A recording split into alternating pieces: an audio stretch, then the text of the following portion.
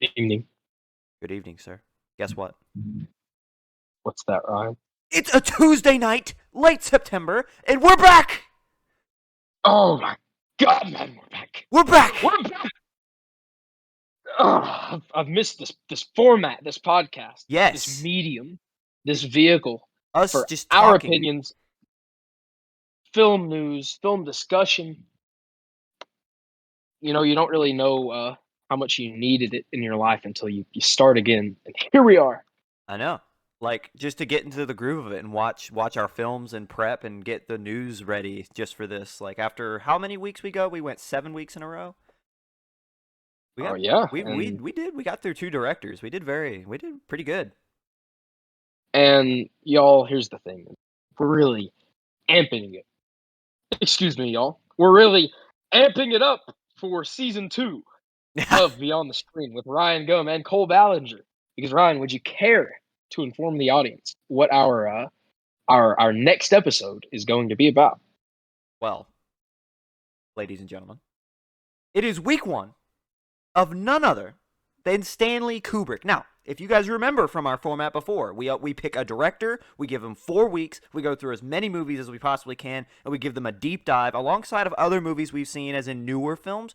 But the premise is to go through as many directors as we can and as many of their movies, and eventually give them their own ranking. Kind of maybe go through. Maybe we'll do one episode in the distant future where we go back and we rank every director we've gone through so far. So far, we've done Robert Eggers and David Fincher. We were going to move on to Wes Anderson. We had our little hiatus because of late summer and then early school year in terms of the semester. We're both seniors at Eastern Kentucky University. Um, but Woo! but we're back with Stanley Kubrick. Yeah, Stanley Kubrick. And his films, like Fincher, and I would say that Eggers may be closer to Kubrick Oh, for than sure. Fincher. In Oh fact, yeah, but I feel like we compared them there's to that. nothing we did probably many times, but Mm-hmm. a Kubrick film is just the levels above anything else you can see. I've always known Kubrick as the greatest director of all time, and maybe this month will disprove that, but I doubt it. No, no, I like even. I feel like this week we probably watched, like, in my opinion, like, not his worst, but not his, like, overarching best, and it was still a really good movie. Yes, absolutely. Yeah, I couldn't have said it better myself.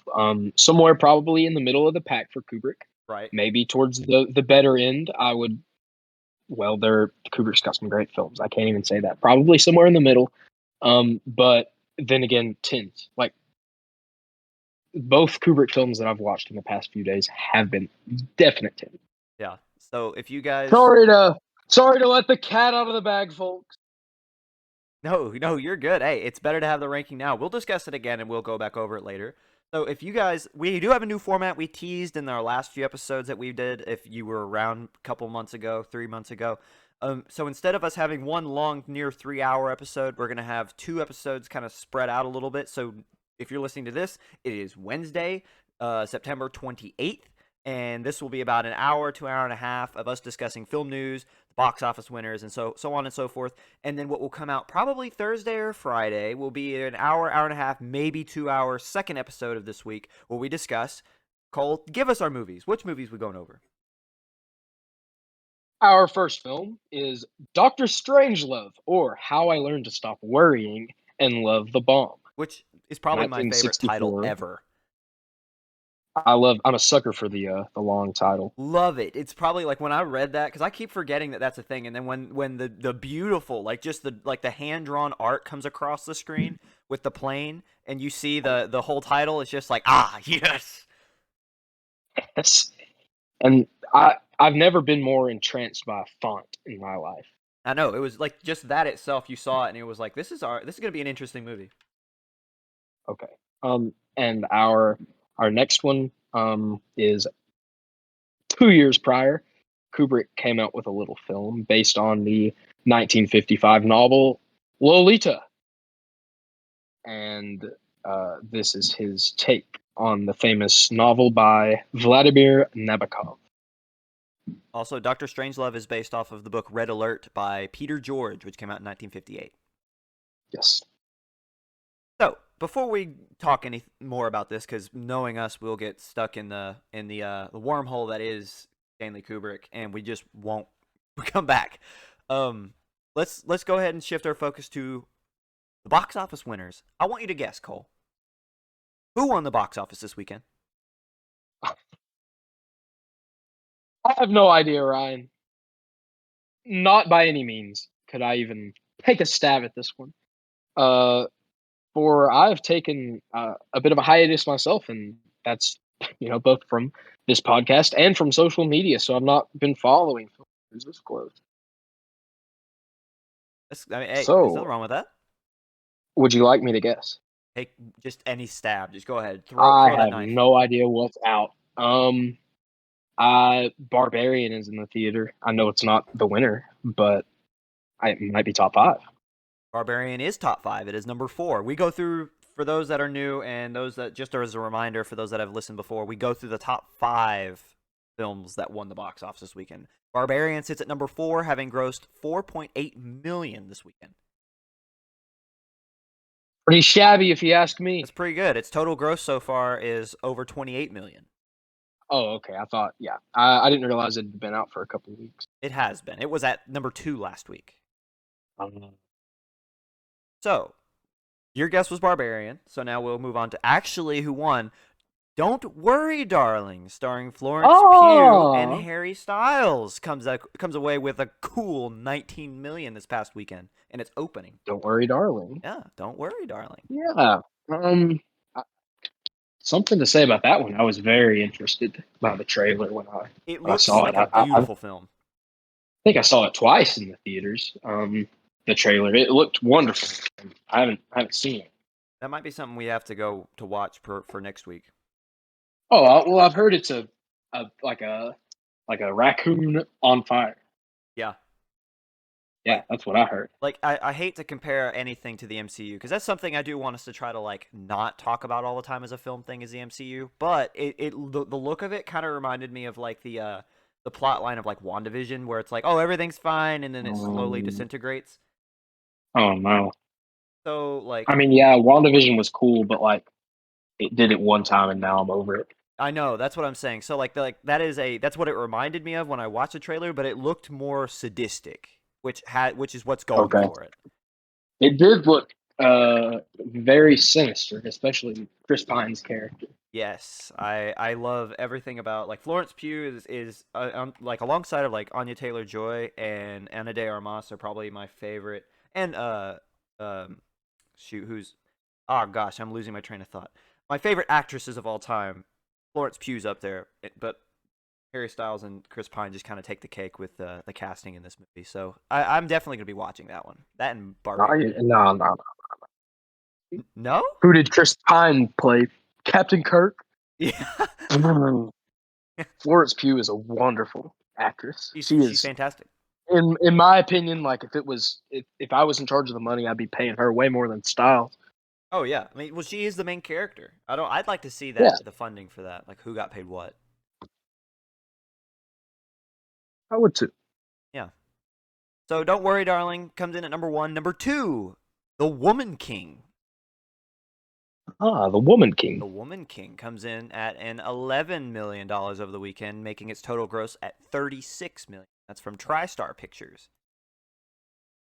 Yeah, my buddy told me maybe about some historical inaccuracies that might be portrayed in the film. Do you know anything about that? No, see, that's the thing, is that, like, I know it's got Viola Davis and it's got John Boyega and Lashana Lynch, and I know isn't Jordan Peele associated with it in some way, or am I just dreaming that? Perhaps I'm not really sure. I thought he was a producer, but no. You know what? I'm mistaking it for the film about the pastor. Sorry, I watched Nope, and both Jordan Peele's associated movie and this came back to back. So I think I'm mistaken. But no, I don't know anything about this movie other than it's The Woman King. Just from a quick glance online, it's heavily fictionalized. That's for sure. John Boyega's in it as well. Yeah. He's King That's Gizzo. interesting. Gizzo. Wow, yeah. Well, maybe we'll have to watch it. It seemed quite intriguing. So Yeah. Yeah, I mean, it's getting pretty good ratings across the board. I mean, it's kind of middle of the road on IMDb at a 6.1 out of 10. Rotten Tomatoes gives it a 94, and Metacritic gives it a 76. so pretty much across the board, we don't know across the board on above 50%. So Bad. we'll have to watch it for ourselves, Ryan. Yeah, I think so too. So the synopsis from the Google, as Professor Randolph would say. Shout out Professor Randolph if he ever listens to this. The Google. The Google. In the 1800s, a group of all-female warriors protect the African kingdom of Dahomey with skills and fierceness unlike anything the world has ever seen. Faced with a new threat, General Naniska trains the next generation of recruits to fight against a foreign enemy that's determined to destroy their way of life. Yeah, it sounds violent, It which is what does. I like. It does. It does sound pretty promising. If it's based off of something historical and it just blatantly kind of disregards that without being like, "Hey, this is super fictionalized," that's kind of sucky. But if it is just like, "Hey, we're taking a super fictional approach to this true story," and they're like open to that, I think that's okay. Like that's cool. To me, it just depends on how cool it is. Yeah. Like if it's cool, it doesn't really matter. But if it's a bad movie, then like I don't know. That's probably the worst way to look at films. And all of my professors would be quite disappointed. But that's how it is for most viewers, I guess. Like if you're gonna go watch an action movie, like you want it to be dope. You don't want it to be just a bunch of people having conversations the whole time. Right. Like Tarantino's films, like they don't have a disclaimer at the beginning saying like, "Oh, like this is not how history went." But no one cares about that because there's people's like blood and guts spilling all over the screen. Right, but at the end of the day, I do feel like like for instance, when you reference Tarantino, I immediately think of Once Upon a Time, and that's the thing is that like I don't think that needed a disclaimer simply because the title is the disclaimer. Once Upon a Time in Hollywood, it's a story. Yeah, like everyone understands, and like that's the thing is that like I felt like even going in without the title, I do feel like the overarching consensus was this was a historical reimagining. This is historically to a point it's accurate about the people in it, but the events that happen are completely fictional. And I feel like I said, everyone kind of understood that going in, and I'm not saying that like who's a director of the Woman King, Gina Bythewood. I'm not saying that Gina Bythewood needs to go in and be like, hey, this is not completely accurate historically. Like she doesn't need to like make like a big spectacle of it. But like I just feel like if it just sucks if you model it and you say imagine you create a biopic and you say it's a biopic, but almost everything about the true events you add fiction to it. Like it's completely fictionalized. You know what I'm saying? It's like Yeah. the biggest criticism of The Greatest Showman is that it was advertised as a biopic, but everything in it is completely fiction. Yes, that's about like P.T. Barnum, isn't it? Yes, yeah, and listen, it stars Hugh Jackman. Hugh Jackman is P.T. Barnum, and it is one of my favorite movies ever. I didn't think I liked musicals until I watched this movie. I listen to the soundtrack regularly. I love that movie. The story's interesting, the music's great, the acting's phenomenal. Like I love that movie, but there's always that little bit of me that will always kind of not take away from it a lot, but take away from it just a little bit because the promotion for it said it was a biopic, and it's just not. It's just not a biopic. Um, trying to think. Are there any other biopics that you can think of that kind of share that problem? Uh, that's a good We're question. in we're in the golden era of biopic films, really. We really are. I feel so. The last biopic I watched was Elvis, and I felt like that was a. See, if you want to take that, so like for Elvis, it was more little details. That Elvis is a good movie. I wouldn't watch it a second time because the way I watched it is I watched it in an IMAX theater in Regal in Hamburg, and I had the full surround sound, and we had the middle seat, so I had the perfect view of it. And there are times when I genuinely forgot I was watching a movie and thought I was at a concert. Right? Oh, I'm sure it was just splendor It the was entire time. awesome to watch it in theaters. But if I had to sit and watch it at home on my normal TV, even if I had like the surround sound, I feel like that would take away from it. Um, but in terms of off of that movie, in terms of that movie as a biopic historically, I don't know. I know it's decently accurate with like the singing and what kind of like what went into the downfall of Elvis Presley. But I also know that Tom Hanks's character, I'm gonna look it up so I can remember his name. Parker. It was Call hold on. Tom Parker. Tom Parker. Yes. Yeah. The character Tom Hanks plays Tom Parker did not have an accent. He was not like he did not sound foreign at all. He wasn't born in America, but he was raised here, so he didn't have an accent. And a bunch of the stuff it's a lot of the stuff that transpired from the perspective of Tom Parker didn't actually happen, from what I Yes. understand. He is the unreliable narrator, though. Exactly, which is the point I was about to make too. Is that like that's the point? Is that like of the story is that it's from his perspective. So I don't know. Like I was like I don't want to say anything. Well, and I hate to take that to what we're going to talk about for the next episode, but that's a lot like Kubrick's Lolita. Right. You don't really know what because the villain or the morally reprehensible character, non-reprehensible, I don't know how to use the word, alas, is the narrator and the main character. You don't really realize that the things that they're doing are so evil until further along in the film. Right. No, The Social Network, quite like that. yeah. I do that. Talk about a great film. Yeah. Oh yeah. I just don't. You don't. Sorry, go You ahead. you really do root for Zuckerberg for Until the first hour of the movie. Yeah, hour and a half. yeah. No, there was. I don't think there's been because that one I think is super historically accurate, and I don't feel like there's a person nor a character that has been more mistreated than Andrew Garfield's. What was his name? I'm awful with names. What was his name? I remember after the movie, I looked him up because I wanted to see what he was doing. Eduardo Oh yeah, Savelin. Savelin. There you go. That's the guy. Savarin. Savarin. What? One of the two. Regardless, that it's so. Ugh. It's one of my favorite movies of all time, The Social Network. Oh, just a dirty guy. Mark Zuckerberg, if you're listening in to this, I don't like you.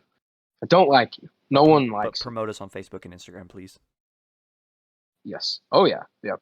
We're gonna have beyond the screen metaverse attraction Yeah, it's here in about when you join, years. like if you join the show in the metaverse, at that point we will have a desk and we will have like an actual setup, and you can be in the audience. You can be on the podcast. Yeah, and it'll be live and it'll be great. The Wolf of Wall Street is another pretty good historically unreliable biopic, Oh, as well as the unreliable narrator. yeah. No, I agree with that. I'm sure there are several. It just depends on if the character is a good guy and they're like, oh, we're gonna make this movie and preserve their life, Hmm. or if it's a bad person, they usually add a hint of that. Right. I watched another one recently, House of Gucci. I heard mixed reviews about that movie. Yeah, I didn't care. Yeah. I thought it was pretty. I thought I was honestly the whole time. I cared a lot about the clothes they were wearing, the designs. Really? That was definitely. Oh yeah, it was masterfully done. I mean, it's a movie about clothing designers. Yeah, but if you're So focused more on their attire than the actual storyline, I think that might say a little bit about the film. yeah, I couldn't really get into the storyline. I didn't care really. Yeah. I cared about Adam Driver and Lady Gaga's characters. Right. I did, and they're the main characters. Right. How was But it Jared just Leto? it oh, he's so convincing as Adam Driver's uncle, like Yeah. Fabra Gucci or whatever his name is. Yeah. Yeah. Oh yeah, he playing like this nasty old looking guy. Like Jared Leto is a diverse actor. You guys, if you have listened to 5 minutes of the show, you'll know that like I think Jared Leto is a big creep. That's why I But brought like, him up, because I wanted to set you off. yeah, oh yeah, he's a big creep, but I do give him props for that movie. Oh no, he's a great actor. It did just feel, a good word is detached. The movie felt detached. Yeah. Yeah. Get us back on track. We're at 3. So we've named 1, 2, and 4 from the top 5 box office winners this weekend. Can you guess the third? I know you couldn't guess one, but there's been one in particular that this is the one that's interesting to me, is what I'll say.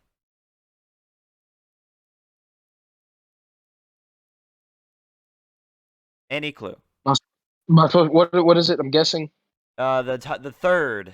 You're gonna Oh, the like this one, I third. think. You're gonna like this one, I think. Oh, I don't know. Like,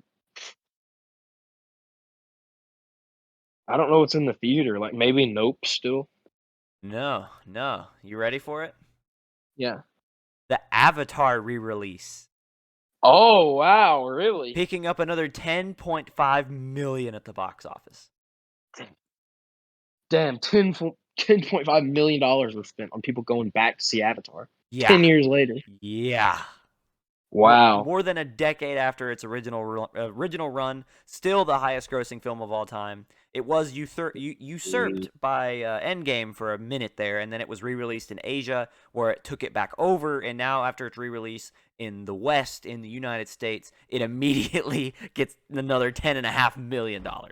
Oh, And it is a stunning film. oh It's no, got a great it is. plot too. Yeah. No, see, as Yeah. as of speaking right now, on what is today, the 27th. So as of yesterday, it made another almost it made just under a million yesterday, so it's at over 11 million, 11.5 million. Yeah. Just recently, in the past maybe 6 months, I've seen a lot of like Avatar hate, and a lot of people are kind of going back on it online, and they're like, "Yeah, we don't like Avatar really anymore." And that's just, I feel like people are getting bored. Just go to work. I don't know. Yeah. Go make some money. Don't, like, that's like when people decided they didn't want to celebrate Christmas anymore. Yeah. As it's like, come on, No, I it's the best. I agree. You just want to have a hot take. No, I agree, and I know even on this show, I haven't slandered Avatar. I've always given it its respect. I have. It's not like my favorite movie of all time, and I've stated as much, No. but I will give it its respect because it was the thing that kind of set the tone for cinema as we know it today. It was the first to really utilize the technology it has, and there's a reason it's made as much as it's made, and why it will probably continue to be the number one grossing film of all time for a long time. So yeah, I don't know.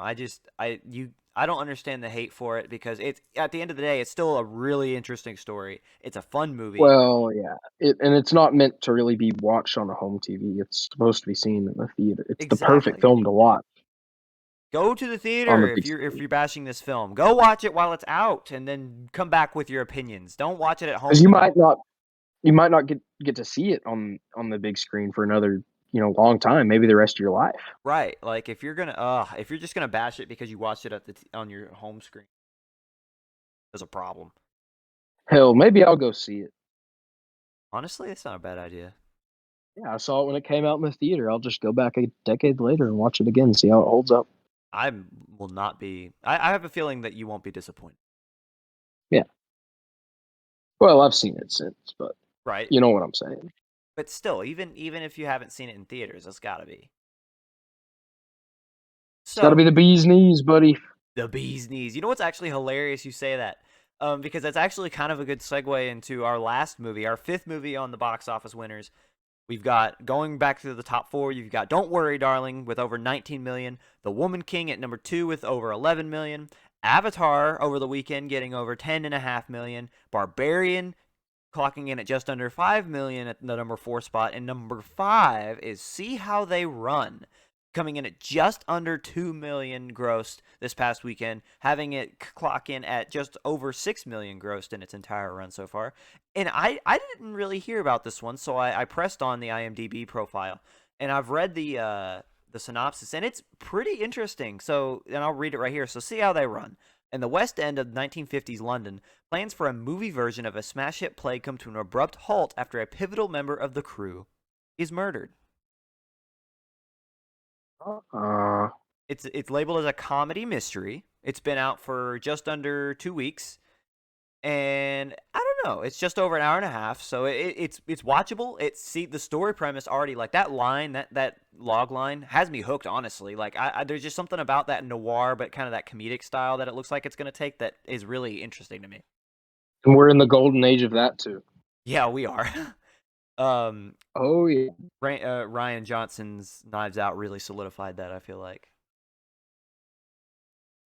Glass Onion comes out soon too. that's another one. Yeah, I'm excited for that. I am too. As excited as as you are. Like I don't have a shrine to what's his name, Benoit Blanc, I love in my that house. character. I will say this point was made to me recently because I've only seen Knives Out about 3 times, and each time was very spaced out. You can't watch that movie in any sort of regular succession because it's not like super rewatchable. Not in terms of the story, because the story hinges upon the mystery, and if you know the mystery, the acting's great, but because the story lacks, you get bored. And it hit me that he's not inaccurate. The director Tom George, he's never directed a film really at all. Yeah.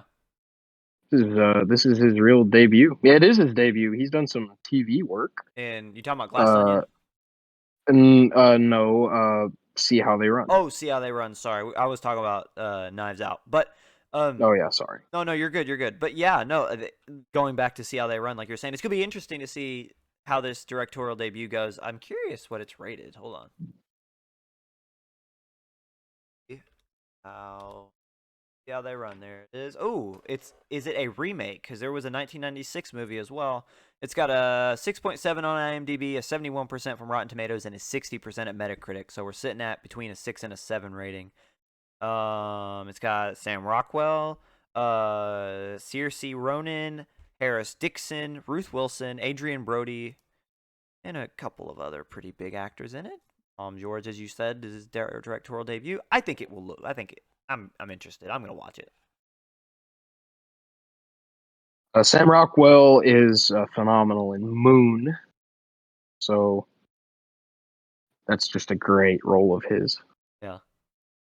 And after seeing 2001: A Space Odyssey recently, Moon is just it's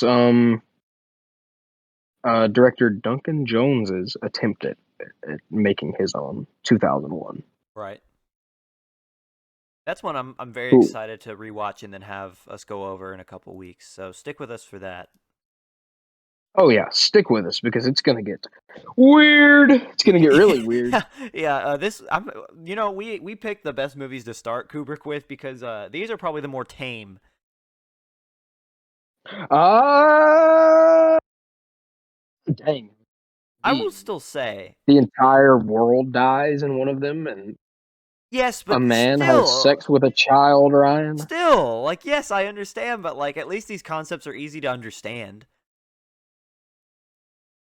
Are they? Now, you understand why someone would carry out the acts of Humbert Humbert? No, but at the end of the day, like I don't want to get into this right now because we have 2 hours later to do that. To do that, we will do this. Yeah, But I'm gonna make Ryan really uncomfortable next and episode. that's why we have content. That's why we're here. That's right. Yeah. All right, we went through box office winners. It's time to move on. Call the biggest news of the day. Ryan Reynolds drops a little teaser for Deadpool 3, and guess who is question mark confirmed to be returning? Oh my God! You know what? I think I know. I think I know who it is. Tell me who it is. Uh, there's a guy. Yeah. His name is Huge Ackman. Yeah, yeah. He plays a character called the Wolverine, Yeah. and the movie is called Deadpool Kills the Marvel Universe. No, it's not. No, that's like some kind of fan thing. That'd be hilarious because in that he ends up going to like dude, he goes to like the Lion King and then he goes to like the Jungle Book and he that was so weird. Deadpool kills. You watched that? No. Have you the comic book Deadpool kills everything? Have you read that? Oh no, no. Oh man, that's a trip. Um, but Maybe I'll pick up a copy. dude, I mean, I'm not gonna say not to, but I'm not gonna say you should spend whatever it's gonna cost to buy it. I mean, it's definitely not a bad read, but you have to pay more than $15 for it, I wouldn't. But Hugh Jackman is back as Wolverine in one of the most Ryan Reynolds way to tease a return ever, and I'm curious into what fashion. The way Ryan in the teaser had it kind of laid out was that he asked Hugh, would he want to play Wolverine one more time, and Hugh in the background was like, sure, and then he just walked up some stairs, and that was the end of it. And then we got this really cool graphic of the Deadpool logo with the Wolverine claws going through it, making a 3. So who knows? Who knows? I'm excited. It's gonna be great. I mean, how can it not be? I know those two are best friends, It's a and they Deadpool play movie. those two characters. Like, are you serious? Yeah, I mean, it's just gonna be one of those movies, like a No Way Home sort of situation. I know it's gonna. That's exactly what's gonna happen. That's gonna be the direct correlation, and that's why Deadpool's in there, is because No Way Home and then Doctor Strange happened. But I want, as selfish as this is, I want Hugh in the MCU more than anything. But it's not gonna happen. Because to me, he was always like the Marvel character, and he was the Yeah, guy who played. He was the biggest Marvel actor for a 20 long time. years. Yeah, a long time. Like, he is Where's he at? Wolverine. Yeah, and Wolverine is probably top 5 most popular Marvel characters. Yeah, like that. I can understand why, like, if they're having any sort of trouble trying to cast that character, I can understand why. Because if I'm an actor, do I really want to try to live up to that? Like, imagine trying to replace Tony Stark or replace RDJ as Tony Yeah, Stark. can't do that. It's just, ugh. That's what I'm saying. I Like, don't how really do you? like the whole reboot, recast culture that a lot of these films are doing. But like, I, I'm kind of over a lot of superhero stuff. Oh, agreed. Really, when it comes down to it, like, yeah, I'll see the Deadpool movie, but like, I'm not gonna watch like, I don't know, the Marvels. Yeah, see, that's where I I am haven't too. even seen I haven't even seen Andor yet. See, no, neither have I. Like, that's I want to talk about some TV stuff because that's actually been like, I know historically on the show I've been not anti-TV. I just haven't been a big TV watcher, but that's actually changed recently. I've TV shows and like series have kind of come around. Like before the show, I was talking to you about how me and my girlfriend got into the Game of Thrones because that's just not something I'd watched, and it's fantastic. Um, Yeah. it's great. Oh yeah. Like so My much. roommate, my Oh, go ahead. roommate's he just finished the series. Really? Yeah. Oh, dude, like I'm just excited because like as I was describing, like I even picked up the book because I love the first season so much. So like as I continue to watch, I'm excited to read and check the differences and like just just get the most out of the Westeros lore because it's just so good. Um, what else have I been watching? I don't know how much backlash it's gonna get because it's been in the news recently about ending it, but I think it has run its course. But I'm a big like true crime or like cop show guy. I like noir and I've been watching Law and Order SVU actually. Yeah. Oh yeah. Law and Order SVU. I love that show. I have to One of admit. the best shows ever. I Yeah, mean, come on. I love that show. I really do. Like the way that Christopher Milani's and Mariska Hargitay's Detective Stabler and Benson kind of play off each other, and the rest of the squad. That it's just I don't know. It's just, there's something about it that's like it's addicting. It's enticing, but also it's like they're so humanized that you can relate to them in their horrible, And it's horrible also a profession. way to just like kill an hour. Yeah, seriously. Like, oh, I have It's a 50 great minutes. story. Yeah. And that's the thing. Like, I think I'm on season 5 right now of that, and every episode has been good. Like, there's not been one bad episode so far. You know what I've been watching, Ryan? What have you been watching? Since we decided to come back, I've seen The Shining twice. Have you really? Yeah, I've already seen it twice. Dude, that's And we I hate to bring up more Kubrick. I do. All apologies, folks. But like, man, it's gonna get weird. And I can I go ahead and lay down some of my ideas for what we might do, As in, like how? Like like you, a future segment of the podcast. go ahead. Yeah. Ryan and I are going to obsessively watch The Shining. I've already started. Whenever Ryan starts, we're gonna have a dual effort, and we're going to bring forth something new from The Shining that no one has ever pointed out, and we will bring it forth through the world. I don't care if I have to watch it 20 times to notice something that's not been explicitly written and put online. But like, I'm gonna find something about this film that no one has said, That's some hidden meaning, and I'm sure I've already done that and just not noticed it right. because everyone has a different interpretation of what they watch, and with pieces of art that are so complicated and so thematically dense, so symbolically dense. No one is going to interpret anything the same, and Right. we all know that. Um, but there's so many symbols that mean so much, and I've found a few things just by looking that there are a few let's say loose ends that aren't exactly tied up by anything that I've read. Just online, of course. I don't know what's in print about the film, but there are a lot of mysteries still with the film and things that Kubrick has done that um, aren't exactly possible to explain right now. That's where Ryan and I come in. Yeah, yeah, Um, yeah. Go. This is who you turn to is us to talk about Stanley Kubrick and his hidden meanings. The two college students. yes, of course. Well, he's dead, so we're So who better? yeah. Um, and there's a particular mystery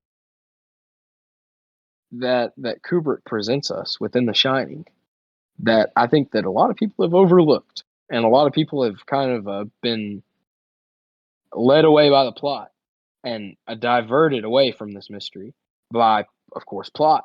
Um, and I'm gonna sell my soul to finding one other symbol or piece of evidence in the movie that alludes to what Kubrick has. I don't want to give too much away, so it kind of sounds like I'm talking in limerick or rhyme, but you guys will see. Yeah, and we're this movie's been dissected by more people I think than we can count, but we will find something. Whether it be one of us finding something, or us both finding something, or us both finding the same thing, it'll happen. Um, Well, don't sell yourself short. Um, I think we could find something huge. I do as well. We could do it with any of these films, but I think that this is the one especially, and that once we get into it, you guys will realize that there's so much, and there's so much to it. Oh yeah, We'll go down so many rabbit holes, probably throughout this whole season. oh yeah. No, for certain. Um, Well, moving on. I'm sorry. no, no. Actually, what's funny is that there is a piece of news reported by IGN that does relate to The Shining. Um, so according to IGN, there was almost another sequel to The Shining. Do you remember what the first sequel was? Doctor Sleep. Doctor Sleep, starring Ewan McGregor. That's exactly right. There was supposed to be a follow up to that, a second sequel that was supposed to keep adding to that lore and keep dissecting kind of what The Shine is. But it was axed due to the disappointing performance at the box office from Doctor Sleep. Um, Man, that stinks because I Doctor Sleep was a know. great movie. I loved it, but I know there were a lot of people that were turned away by the supernatural elements in terms of the villains. Um, Yeah. And I get it. I do kind of wish that it stayed a little more mental and a little bit more like, because like that was what made The Shining great, was that like even though the villain, and once again I won't get too deep into this, even though the villain presents itself as kind of like the building itself, and you kind of saw it everywhere but nowhere at the same time, it stayed within the heads of the characters. And Doctor Sleep didn't really do that. It did, but it didn't. And I get why people were upset, but I still loved it. I thought it was a great movie in terms of sequels. Well, And you do have to realize, that even though it's so how do I describe it here? Let's get this straight. Doctor Sleep is Doctor Sleep the book is written as a sequel to Stephen King's book The Shining, Right. but Doctor Sleep the movie is still based on the book, but Doctor Sleep the movie is a sequel to Kubrick's Shining. Which complicates it in so many ways. So many ways, especially if you have read both books, and have seen both movies. It's just, uh, it's very complicated, especially with like Dick Halloran, and of course, in Stephen King's book, he doesn't die, but in the Kubrick film, he does. Yeah. Um, and I wish they didn't get a different actor to play him, in Doctor Sleep, because it's just not him. Like, it's not Dick Halloran. Right. But we won't get into that. We'll get into Doctor Sleep during our little Shining. I don't think we can do The Shining if we don't watch Doctor Sleep. Yeah, it's just a continuation of the story, Yeah. So yeah. and there are things that are wrapped up by the sequel, that exist within the Shining. Yeah. Yeah, I thought that was pretty interesting, and I threw it in our little notes here because that was, I think, a week ago, and I love that it came around. Yeah. The irony that it did. But off of The Shining, because we've been on it for far too long, there have been a plethora of film news and trailers being released. So Hellraiser, there's a new Hellraiser movie that gets a teaser. Wow. Yeah. Yeah, interesting concepts. Halloween Ends gets its official trailer. That comes out. What is the official date? That's later this month, is it not? I'm checking. Halloween Ends comes out in 2 weeks. Man, that is not right. It does. Halloween Ends comes out. Halloween Kills came out last year. That's the point, though, is that they've been coming out. Well, so what was it? It went Halloween in 18, Halloween Kills in 21, yeah, and then Halloween Ends in 22. Wow. Yep. I thought it'd be next year. I've not kept up with these. I, Nope. I have a film podcast, but October surprisingly, 14th. I don't know much about film news. Yeah, October 14th, 2022. Well, I'm sure to see it in the theater. Yeah. I love those movies. See, I'm intrigued by the concept of like. So I was shocked. Have you've seen Halloween Kills? Yes. Shocked by the death of Laurie Strode's daughter. That caught me so off guard, and it was a great plot twist. Like, you knew he was going to get back up, right? Like when the town was kind of ganging up on him and they were absolutely stabbing him to death. You knew he was getting back up and was just going to go Mike Myers, right? Yeah, that's just how it always goes. But like when she, I gotta daggone it, I can't remember the character's name. I'm awful with names. When she is, where is it? I can't find what her name was. Anyway, when she is like looking out the window and is like kind of mimicking parallel what Mike Myers was seeing in that house, right? Yeah. I totally just anticipated her to look out and like see him like just down there staring up through the window, and then that just be like, and then all of a sudden, like just like your stereotypical, you just hear the and it just like goes into the next film, right? That's what I was expecting. When he popped up behind Not her, at all. no, when he pops up behind her and just starts going ham and she's dead, I was like, me and my brother, who my brother's a big John Carpenter, big Halloween guy. Yeah. When we saw that, I looked over and his jaw was as far down as mine. Like, it was so shocking to see her die. So yeah. And Sorry, go ahead. it's a perfect vehicle for carrying audiences from this film to the theater seats to see the next one. Yeah, like a lot of characters that I thought would have lasted a lot longer died. Like the boyfriend of Laurie Strode's granddaughter, his father, Laurie Strode's daughter, they're all like, they just got absolutely wiped. And that's what you want. Yeah, that's what makes a Mike Myers film is like important characters pass away, and I love it, but I'm very, as you said, it's a great vehicle to go into the next one. I love the fact that Laurie will have as much rage as Mike Myers does because you knew she had it, but now she has it, and Oh, I mean, she's had it since like 1978 or whatever. but now with these Oh added my deaths, it god. makes me feel like Laurie Strode is actually on his level in some way. Yeah. Like you just And we've know had Jamie's gonna just we've go. had two films building up the relationship between Lori and her daughter. Yeah. And then she's And now that's over. yeah. Yeah. See, I'm looking at these ratings for this movie.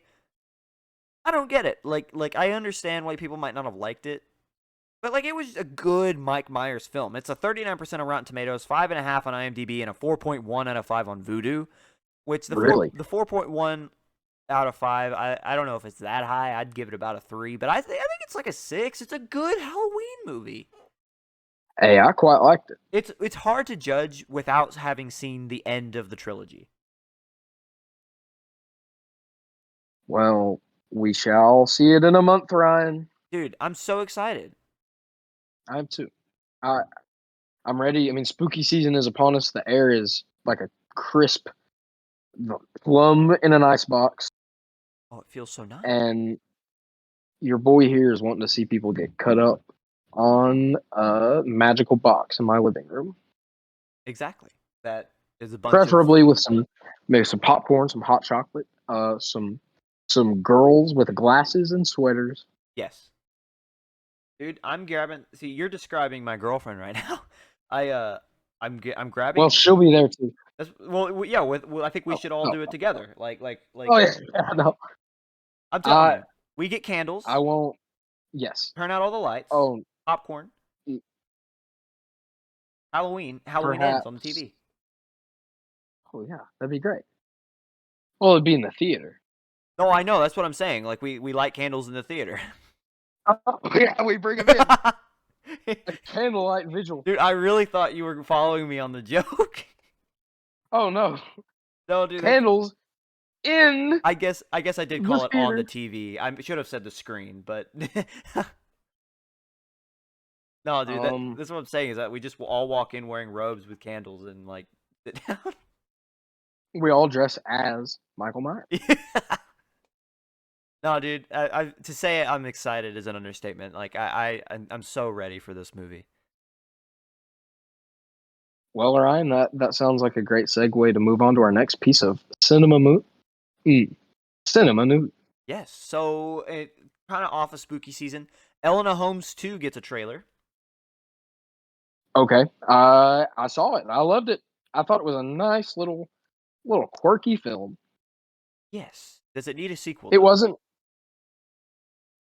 You know what? I think Millie Bobby Brown showed showed more jubilance playing this role than I've seen her in the Stranger Things show. So yeah, maybe so. Oh yeah. I mean, I love Millie Bobby Brown. I just didn't know if like I mean, and I Yeah. guess anything can have a sequel these days. It doesn't really matter. I don't I felt like Elena Holmes was a good one-off. Um but I'm not mad that she's getting a sequel. I just don't know if it needed it. I just don't know if this film is for us. It seems like it's more for like young girls. I guess that's true. Well, for good reason. Like I like it's a role model type of film. It's the type of film that inspires a kid to pick their career. Yeah, Um and I and mean that's more of what we need to be teaching young girls. oh, for sure, for a fact. I mean it's very empowering. I mean, and I think you're right. Maybe I am coming from that perspective just because I am not of the audience it's intended for. So yeah, I mean, I'm Well, not gonna change my opinion about it, but like I do understand what you're saying. I think and going back to what I just mentioned, we need more positive films and things like this in the media for young girls, but also with young boys too. Because I mean, I, I don't want to go off on it, but I'm going to. I am. I when I was a child, I wanted to watch the violent things, the film, Right? and I wanted to play the violent games. But should I have been exposed to such violence as a young child.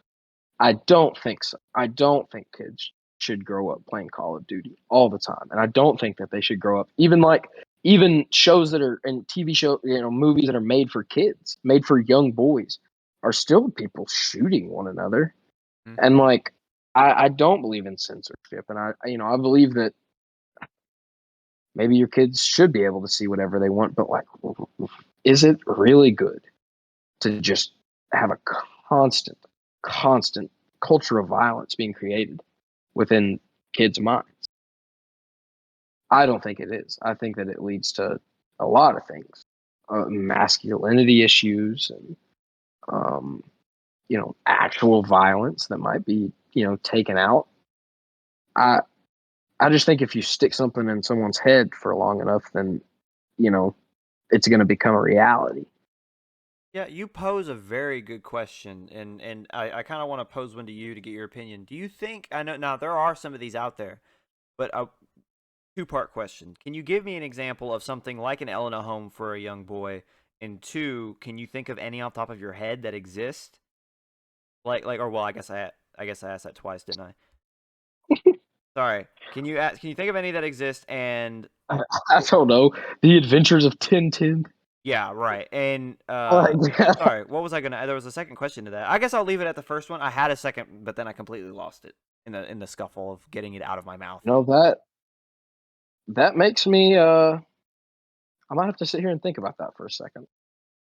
Yeah, no worries. Cause And it just seems like really every time my brain comes upon something, it has to do with violence. I mean, there's a lot to do with sports. There are a lot of sports movies that kids would probably be better off watching. I mean, But what about the non-sports kids? I don't know, Scott Pilgrim, uh, uh, Harry Potter, Harry Potter's a good one. but there's also people that are killing one another. It's still violence. I know, don't think I'm soft. That's not what I'm saying. Even the fact that I have to mention that just from my subconscious. Oh, don't think I'm soft because I'm talking about a sociological issue that might be facing a lot of people. I don't know. Holes is a good movie. That's not really Holes violent. is a great movie. I'm happy you stated Holes because I can quote Holes. Oh, I can too. That's a Oh, great every film. it's really a signpost that someone is part of our generation, maybe millennials and Gen Zers. We love our holes. We do. It might be our movie as a generation. It's at least one of them, if not the. Yeah, but do you know what I'm saying? I do. I do. I I'm looking on Google here, and I typed in movies for young. Oh, I just typed in movies for young. Okay, because it was Beauty and the Beast. That's not what I was going for. I I'm looking at even movies like Pirates of the Back to the Future, Raiders of the Lost Ark. Um, I don't know, The Incredibles. Heck, you can go as far as you want, and all these movies are still centered around man versus man, physical violence. Mm-hmm. Instead of a good feel good mystery solving type of inspiring style. The Hardy Boys. I don't know, things like that. Yeah. Uh, yeah, just little capers. What happened to the caper? I don't know. The little mysteries. Yeah, the sleuth, the That's a Sherlock. great question.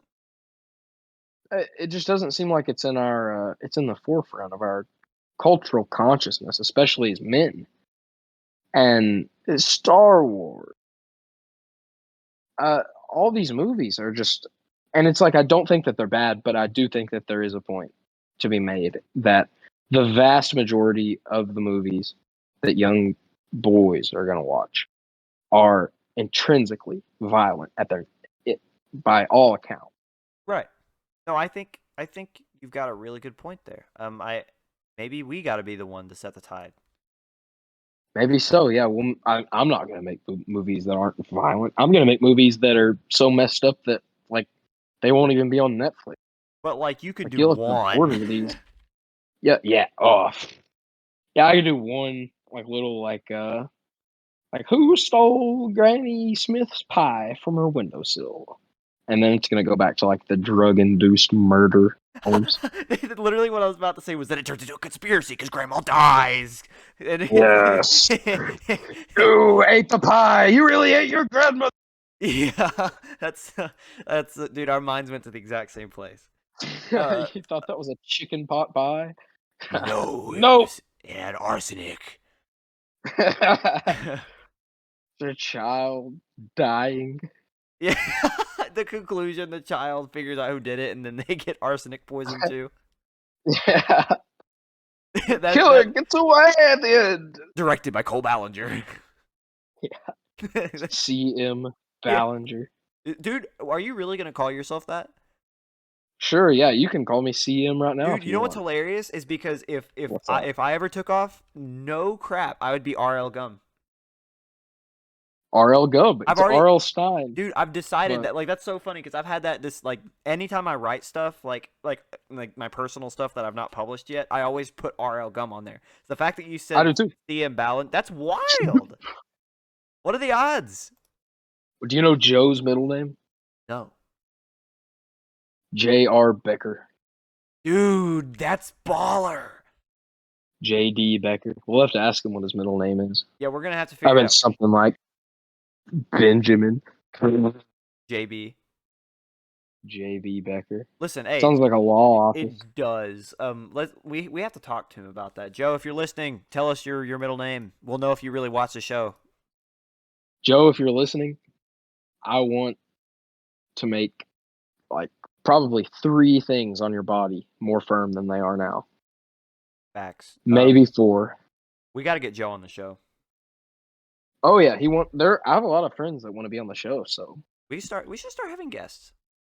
maybe yeah, well maybe a good idea would be to accentuate the chaotic nature of young men in a group. We should maybe do a multi-guest episode with A Clockwork Orange. Ooh, that's a good idea. Well, we will Yeah. discuss this off air because we're approaching an hour and we have to get through a couple more things of cinema news. Okay, sorry guys. The life of us. It's okay. They expect this at this point.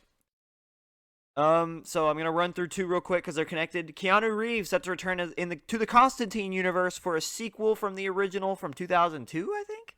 But with that, there was also a ripple effect from HBO Max. There was supposed to be a new Constantine series with the character going to be recasted, produced by J.J. Abrams, and there was from that going to be a spin-off series called Madame Xanadu, both axed after the announcement of Keanu Reeves returning to Constantine. Wow. Very cool. I think this was Keanu. smart. I think this was smart. That seems to be a pretty profitable franchise. Yeah, why not? A lot of people enjoy. If you know what it has me thinking, if they're canceling the rest of the Constantine stuff, that makes me think that maybe they feel like Keanu Reeves will stick around. Maybe so. Like Constantine might be like the post John Wick franchise for Keanu. You know, I've never seen. I'm not quite familiar with Constantine. With Constantine, Yeah, no. I mean, I think I understand maybe what it is it's in a just way, but it's another hero. So I've seen it years ago. I need to rewatch it. I don't remember the exact storyline, but it was very cool. Keanu was very good, and there's a big reason why that there was a lot of hype around his returning to the character because it felt right to have a sequel to it's this a film. DC character. Yes. And is this in the same sort of canon as maybe any of the other DC films? I hope not. I think Man, DC needs to not become Marvel or needs to stop trying to become Marvel and just keep all their people one off because that's when their best stories come out. it's funny, Ryan. I don't want to get too profane, but it's funny that I talk a lot about DC on this show, and I don't give a rat's ass about any of the films. Yeah. I like indie movies. I like black and white movies. I like old, Dude, weird movies. we've been I through it, dude. Noir no. is a whole different animal. Yeah, stuff like that. Yeah. I'm not interested in like a Superman movie. Like, who is even super? He's just a guy that can like do everything. Like, come on. I Right. want a guy that can't do everything. I want a guy that can't do anything because he's too crazy. Right. I like madness and just I like the most messed up things that I could put into my brain. Always have. Yeah. And like, there's something to be said about that, though. I mean, I think that let me put it this way: the most creative minds are always the ones that have the unique approach. Yes, I would And agree. so I feel like your view on storytelling will make you you'll have a very unique style. You'll be a very distinguishable filmmaker and storyteller. And I think, listen, we're gonna come back to this one day, and people are gonna be like, "Oh, look, they did this," and it's gonna be like everything that, like, you know how Kubrick has his little nuggets of information and everything. Yeah. They're gonna find everything that you've ever done in movies and be like, "He told us before, and we just didn't listen." Yeah. I hope a lot of people from my life say that in the future. Yeah, no, same, same. Oh Moving on before we yeah. go off on another tangent. There, Oh yeah. there, This isn't therapy. yeah, there have been a few recent actors taking big gigs. So they're making a Gran Turismo movie from the video game, and it's going to star Orlando Oh. Bloom and David Arbor and Archie Madekwe.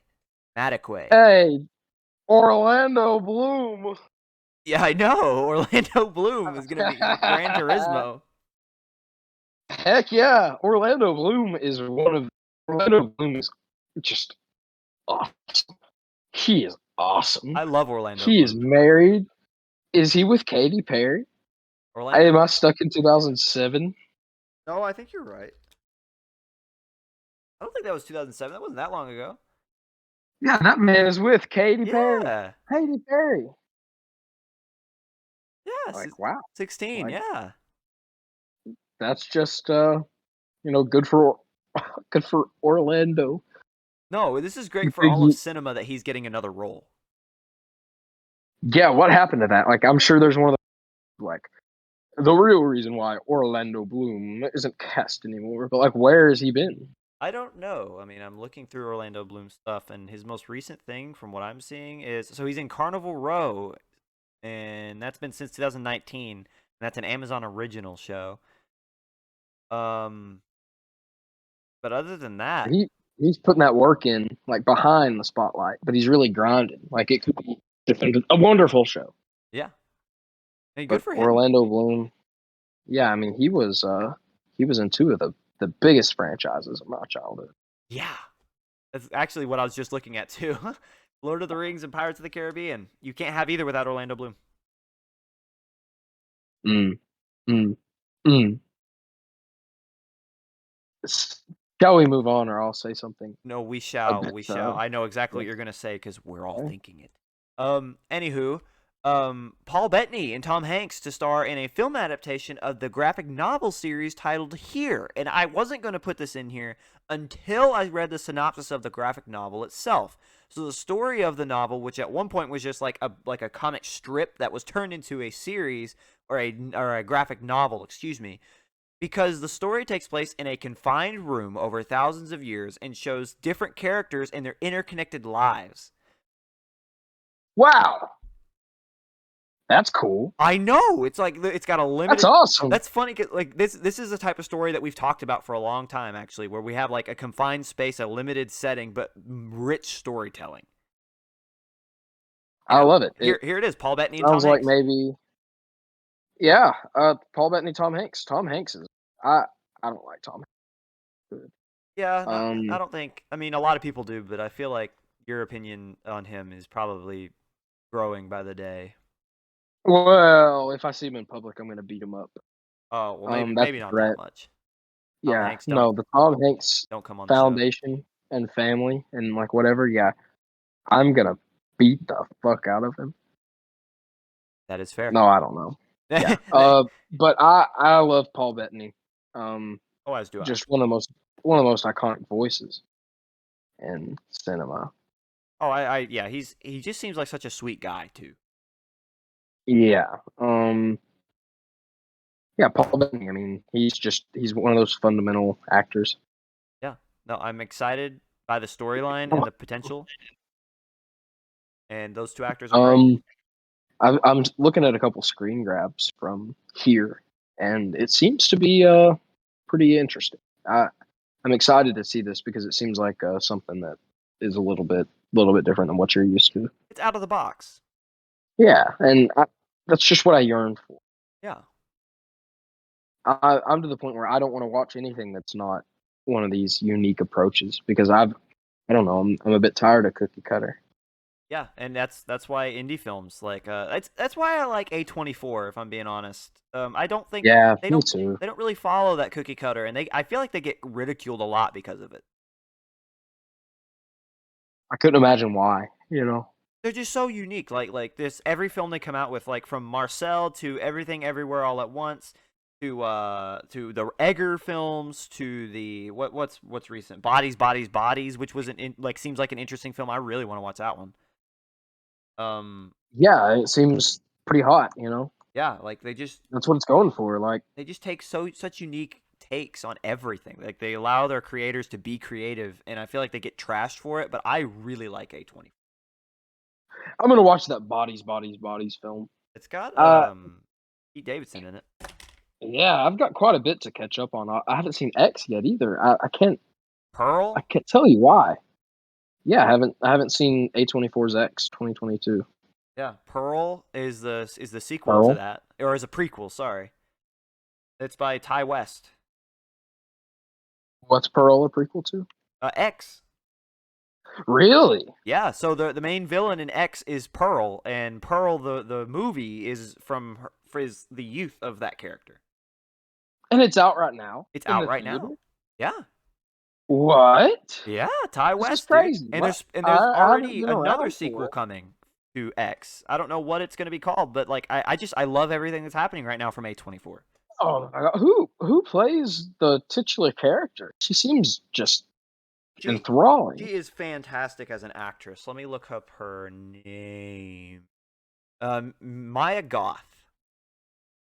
and she wrote it too. Yeah. Her and Ty West wrote it. Yeah, no, she is fantastic. She's married or was married to Shia LaBeouf. If Oh, that says anything about her. she was like, "Hi, my name's Maya," and he said, "Oh, okay. Yeah, Maya Goth," and he said, "Oh my god." you're mine. Dude, Um, she's only 28. I gotta get with it. I gotta get with it.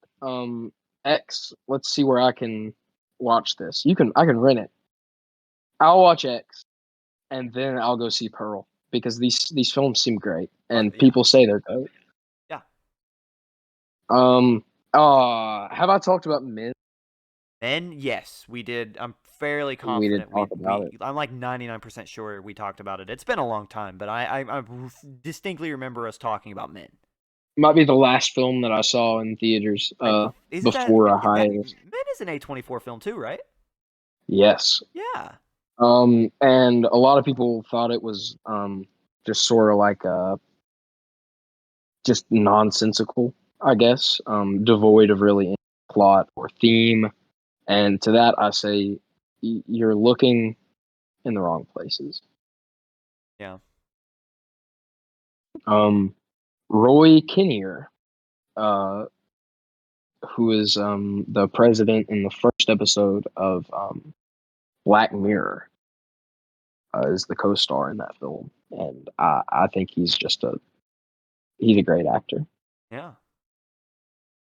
He's he plays quite like Peter Sellers, Doctor Strangelove, and Lolita. He plays multiple roles in the film.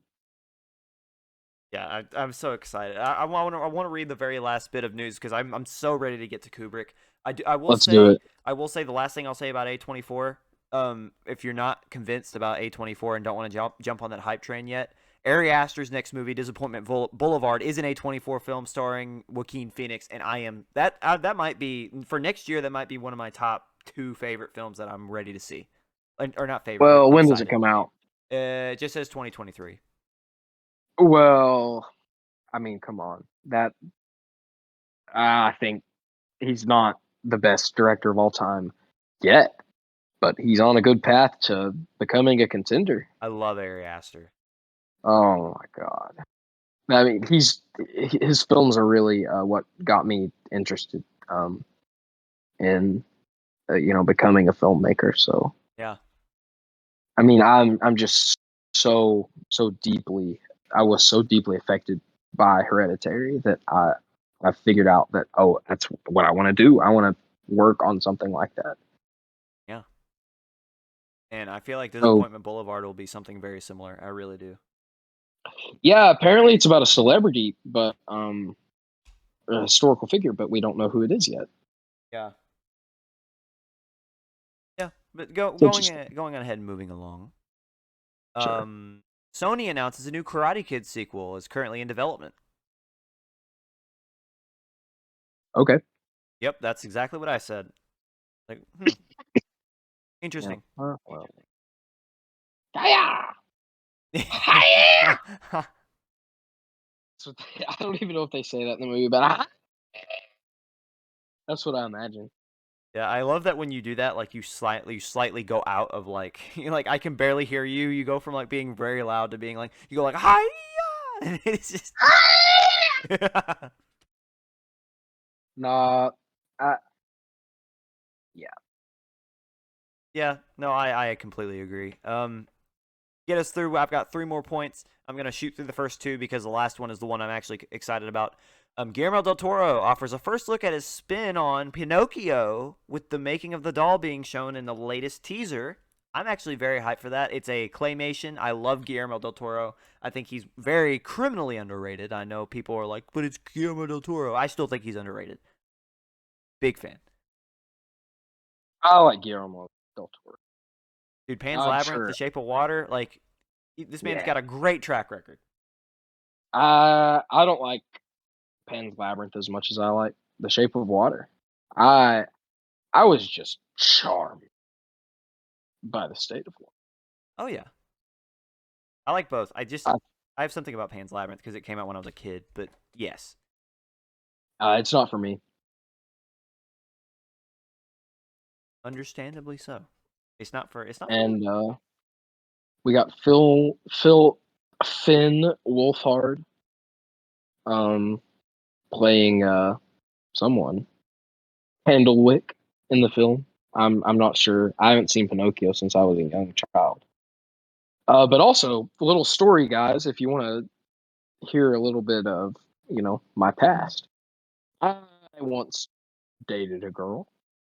It was quite some time ago, and she was obsessed with Finn Wolfhard, and like it didn't make me feel good because I'm like I don't know, like 4 years older than that guy, Yeah. and she was my age, and I can't say that anything like too weird came from it. I mean, she was like just weird enough about liking him that it was weird, but Right. it just uh, what are you gonna do? Like, what are you supposed to do in that situation? Like, I felt like I was in Seinfeld. Like Larry David wrote that scenario for me, and I had to deal with it. No, dude. I'm just looking at the rest of this cast, and do you see this? Do you see who was all in this movie? Guillermo's going off. You got Ewan McGregor, Finn Wolfhard, Ron My God, Perlman, Tilda Swinton, Kate Blanchett, David Bradley, Christopher Waltz. I don't know who. I don't remember Bern Gorman, Christoph, Tim Blake, and John Turturro. Ron Ron Perlman, I know. Like, dude, they have everybody from Hollywood in this movie. but like, why? I've never understood why. Dude, it's Guillermo. That's all I'm gonna say. It's Guillermo. But it's like, why have all these celebrities if they're not even in the film? Just I feel like just the names themselves will bring people to watch it, regardless. Like Tilda I mean, Swinton it's probably. Pinocchio, I don't. Gregory Mann. He has no it's previous. Pinocchio. Like everyone's gonna see it. Like I could be like, oh, Yeah. The Ewan McGregor is it says the talking it just says the talking cricket, but I don't know why. ain't his name Jiminy Yeah, Cricket? I don't know why they don't call him Jiminy, but Ewan McGregor, old Uncle Obie, is going to be Jiminy Cricket. Oh God, Jiminy Cricket. I forgot about him. Probably one of the goated Disney characters. Yeah, I think one of the more well, people who don't really watch like TV might not know who David Bradley is, but David Bradley is a phenomenal actor. Hey, you ever seen a cricket? Have I ever seen a cricket? Yeah, Yes, I have. yeah. Take a look at a cricket, and then take a look at Jiminy Cricket. All right, hold on. Cricket. Gotta probably bring up the sport. It did. Oh, okay. I'm looking at a cricket insect, and now I'm looking at Jiminy. Jiminy cricket.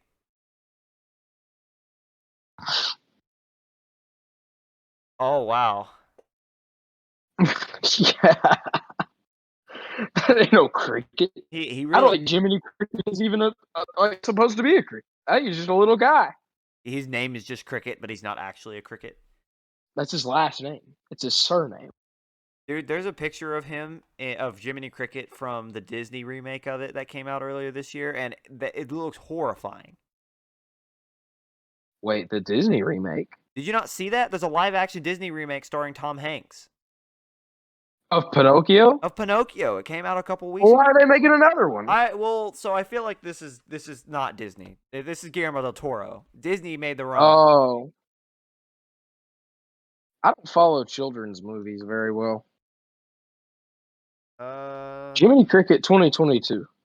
Oh my god! That's what I'm saying. It looks My awful, god! doesn't it? It looks terrifying. He's so scary. What kind of abomination is this? He's so weird looking. I know, like it's He's like, actually terrifying. They tried to make him look more like a cricket, and he looks scary. I don't. Yeah, they shouldn't have even gone the cricket route because they could take one look at him and be like, "Oh, he was never a cricket. He's just a little guy." Yeah. So I'm gonna send you this image because there's this one image that keeps popping up on mine that is cracking me up, and I will try to put it in the video if I can. This image right here, when I look up Jiminy Cricket, is what pops up, and I'm sure you can see it. But this is probably the most horrifying thing I've ever seen. It will ever go through. It's thinking about it. My phone is also on 2%. So that might also be not helping. Hold on, the blue bar is going. There she goes. Should say delivered soon. Oh, is it on Delivered. text? There it is. Yes, there it is. It's over text. There it is. Okay, here we Tell me that's see. not the worst thing you've ever seen. Oh my. Uh oh. I don't think that's the one they went with. No, it's not, but that's the one that keeps popping up, and that is an abomination. Oh no. That's a cricket. Oh yeah, that's a cricket. But it's like also a cricket baby. Dude, it is the worst thing I've ever seen in my life. Like that's the thing that I It's a was like little, when I first opened it, I was like, oh, because that's what I a little frivolous little man. That's like the first thing that popped up. It was so I'm scarred. I don't like him. No, I know that's I'm not. gonna airdrop that to somebody tomorrow. They're gonna like arrest me. I'll get kicked out of school. Oh man! All right, I've got two more, and then we gotta move on. So there was another trailer that was dropped called "The Cloned Tyrone," and it stars John Boyega, Jamie Foxx, and Teyana Paris, who's from WandaVision, and it's on Netflix. Yeah, that's what I'm trying to see. Dude, I think it'll be a That's great what movie. I'm trying to see. Yeah, It looks hilarious. the clone Tyrone. Like the whole point of the film is that you have these three kind of like random personalities pushed together because of a government conspiracy. They all have these weird happenstances occur to where they all come together and they go to investigate it, but the problem is none of them are investigators, and from what I can understand, Tyrone gets cloned. And that's The vibes that it are giving me, very much like "Sorry to Bother You." yeah. I don't know if it gets as like existential and like a commentary sort. Maybe. I don't know. It just But the director for this film is named Jewel Taylor, and this is also his directorial debut. He wrote for Creed 2, yes. wrote for Space Jam. So let's see how he does. I really hope it's a good movie because I love everyone that's been cast, and that the storyline seems really interesting, and it just seems like it's a comedy, but it's also kind of a thriller, so it looks hilarious. I'm all for it. I'm in.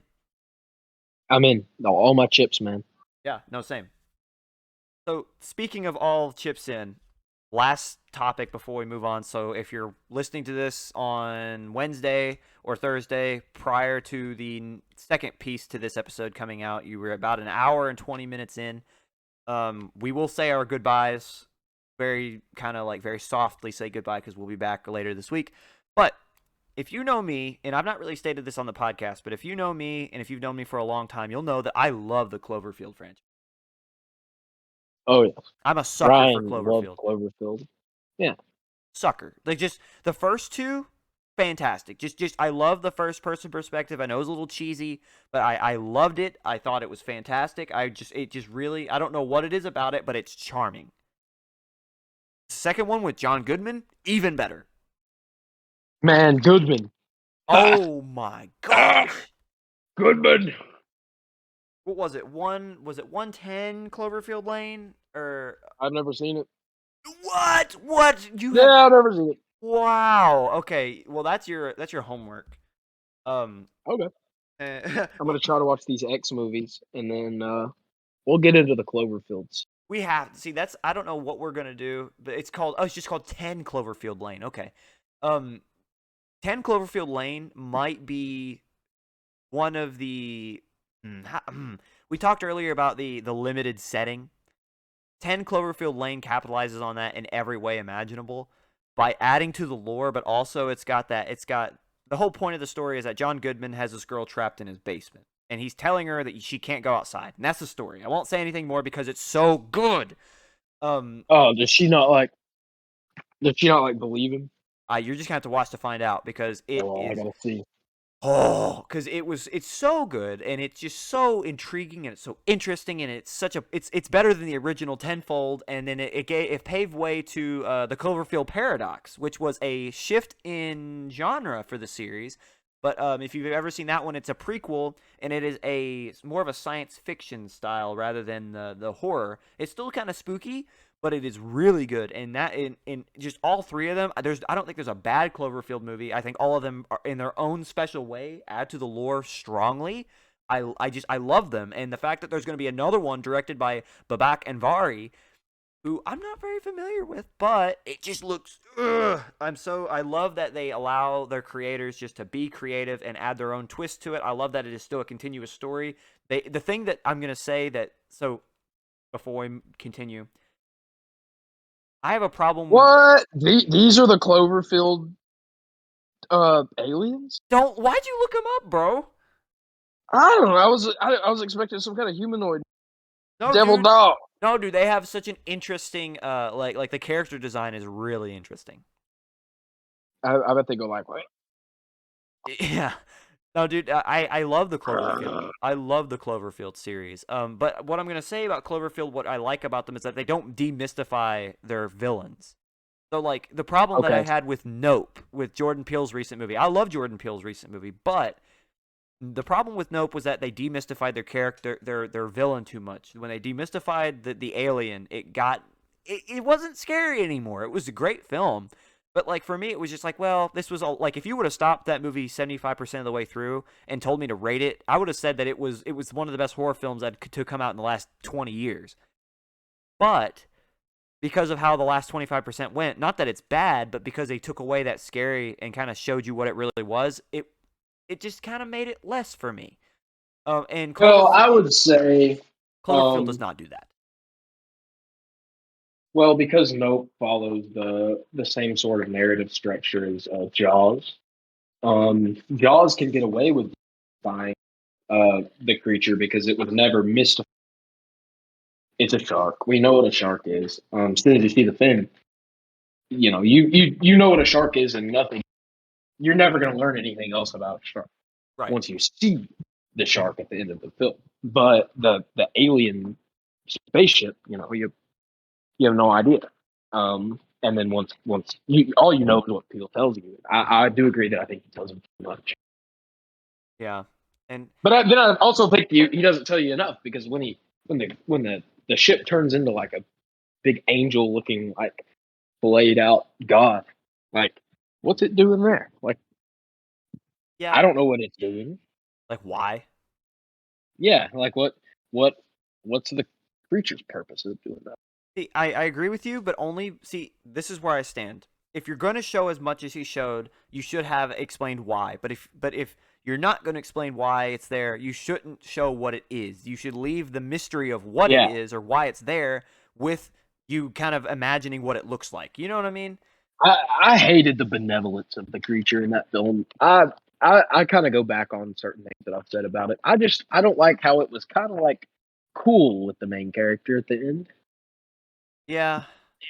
I don't want that from any horror movie. Horror directors, listen to me. Like what's the deal with like you'll make a whole movie and then you're like, oh yeah, the character makes friends with him at the end.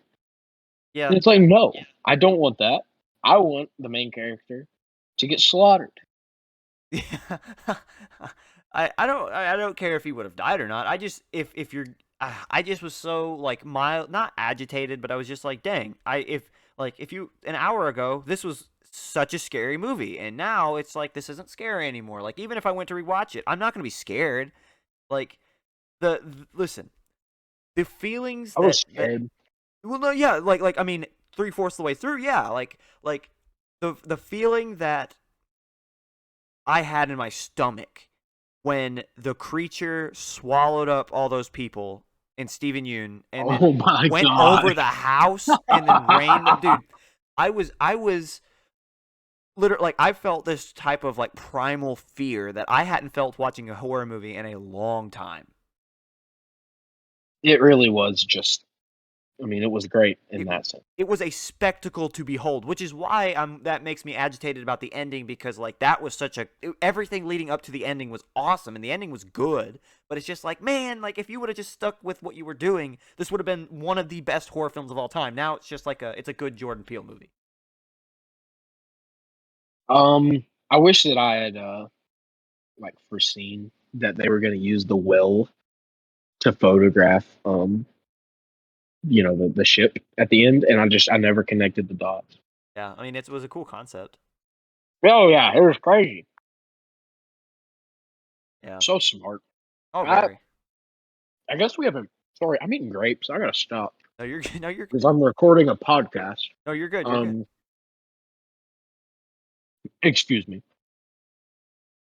No, man, you're good. I don't even know what I was going to say. What were we on? We were on about Jordan Peele, Nope, and then we were talking about the well and how you should. Oh yeah, I was just gonna say that the chimp scenes were definitely stand out for me. Oh yeah. Um, Oh, those were the best parts of the movie. and where people say that that sort of just added to their confusion, or they didn't really know where Peel was going with that. It's like, how could you not? There are such obvious parallels between the ape and the creature in the sky, the one-eyed, one-horned, flying purple. Right. Like literally like so the scenes with the chimp paralleled with Stephen Yoon every single time. Like the whole point to those scenes was that you can't control these types of beasts and that's what he tried to do and he paid the price. He survived once Yeah, and then he still continued to do it and then he he didn't. didn't learn his lesson. No, like that was the point. Yeah, I don't know. If people didn't get that, I think they didn't really pay. They took it at face value. And you can't do that. No. It's definitely the least deep of the Peel film. Oh yeah, it could have been the scariest if it would have stuck with its track that it had laid the first 3/4, but it's still a good movie. We're gonna say that Us is still far scarier. Us was us was scary. Yeah, Yeah, Us I think is a phenomenally scary film. yeah, Like that's what it does the best. It does everything great, but it does just horror, yeah, instilling fear so well. yeah. I think I see. I go. I try to go. It's hard for me to rank his movies. I think Us was his best. Um, but I go back and forth on Nope and Get Out because at least Get Out, its ending didn't change the way I saw the rest of the film. So I want to put Nope last, but I did like Nope. You know what I mean? Yeah, I'll say that Nope is the weakest of the three. I hate to With say that because it was still a good movie. Yeah, it's just like these Kubrick films. Like we're gonna end up rating them and ranking them and all these things. Yeah, just because it's low for one of these phenomenal directors, like it would be still just a hit and a masterpiece for anyone else. Yeah. And with that, my friend, I think we're about ready to approach an hour and a half. I think it's time to move on. So let's go ahead and say goodbye and conclude this recording for Wednesday's upload. Hey, goodbye, friends. Be Goodbye. safe out there. Really, just be safe while you're driving. Don't get into a car wreck. Yes. Use your turn signals, please. And if you ever feel down, just know that there are people out there that feel just the same way you do. And it's hard, but you'll get through it. And there are people out there that will listen to you, and you can talk to somebody. Talk to us. Yes, we will listen. We actually will. Like, legit. We might talk a lot too, Yeah, no, like but you're gonna get us in a conversation and you're gonna regret it, but you need someone to talk yeah, to. Talk we to got us. you. Yeah, we got you. So yeah. And yeah, go ahead. I have nothing else to add. No, I mean I was just gonna say like everything you said and I double it. I add to it just as much, so you've got all the love from both of us. Stay safe, everybody. Thank you guys No, for. I'd take it back. Just talk to Ryan. Don't talk to No, talk to Cole. Cole, don't you doubt yourself, Cole. Listen, people. This is one of the best people I've ever met in my life. So you treat him with him. respect and talk to him if you need, because he will be there for you. As will I. Flattered. But here finally, I'm gonna say goodbye. Come back to us on Friday. If you liked our news, you're gonna love our deep dives into other films. If you liked the deep dives we ended up doing because we can't help ourselves but talk about it, with the Jordan Peels and with the other films that we talked about today, give us a like, give us a share, do whatever you got to do to make sure that this grows. Talk to us, comment, text us, whatever you got to do to If get in you get contact. a tattoo of Beyond the Screen anywhere on your body, I'll give you $200. You heard it here, folks. Cole will give you $200 if you get our logo tattooed on you. Yeah, 200. 200. Two big hundreds. But not if you're one of my close friends. So yeah. You're disqualified if you know Cole. You have get to be a stranger. $25. You have to be. You get $25 if you know Cole. If you're a complete stranger and you actually like the show and you're a fan, you get 200. There you go. That's how it works around here. Hey, first giveaway. First big giveaway. Just straight Couple cash. hundred bennies. Yeah, couple bennies, baby. Let's go. All right. See you guys. See ya.